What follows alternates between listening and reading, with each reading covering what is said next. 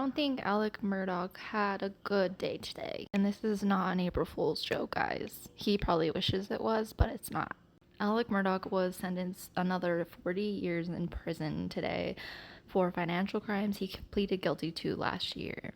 The disgraced former attorney has already been sentenced to 2 life terms for the murders of his wife and 22-year-old son in one of the most closely watched criminal cases in recent history. 40-year sentence is in addition to another 27-year sentence Murdaugh received in state court for similar financial offenses. Murdaugh said today at the proceeding, "There's not enough time and I don't possess a sufficient vocabulary to adequately portray to you in words the magnitude of how I feel about the things I did." Prosecutors in both financial crime cases said Murdaugh brazenly bilked clients at his personal injury firm out of millions of dollars. District Judge Richard Gergel opted for a far harsher term than had been recommended by federal prosecutors, who sought 17.5 to 22 years. The judge told the court that Alec victimized the quote-unquote the most needy, vulnerable people, including a quadriplegic client, a state trooper injured in the line of duty, and a trust fund meant for children whose parents died in a car accident. The judge said they placed all their problems and all their hopes on Mr. Murdaugh, and it is from those people he abused and stole.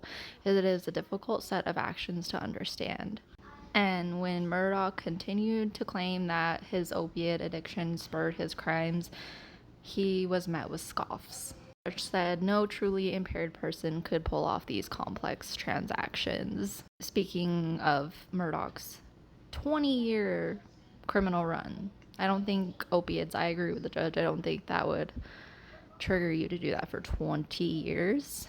Murdaugh has consistently denied any role in the killings of his wife Maggie and his son Paul.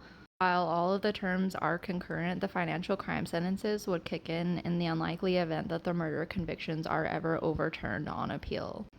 Today could have marked the last time Murdaugh enters a courtroom, and the federal case was the final outstanding legal proceeding he faced. Murdaugh was denied a new trial by a South Carolina judge in January after his defense team accused a court clerk of tampering with the jury. The attorney said Colton County Clerk Becky Hill influenced the jury by suggesting they watch Murdaugh's actions and body language as he testified. But Judge Jean Toll ruled that they failed to prove that the comments directly swayed the panel. Murdaugh came from a prominent local family who served as elected local prosecutors and attorneys in the area for roughly a century.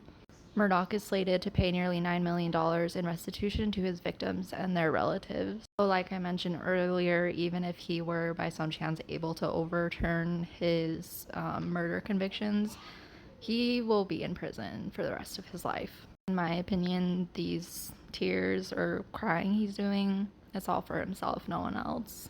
Let me know what you guys think.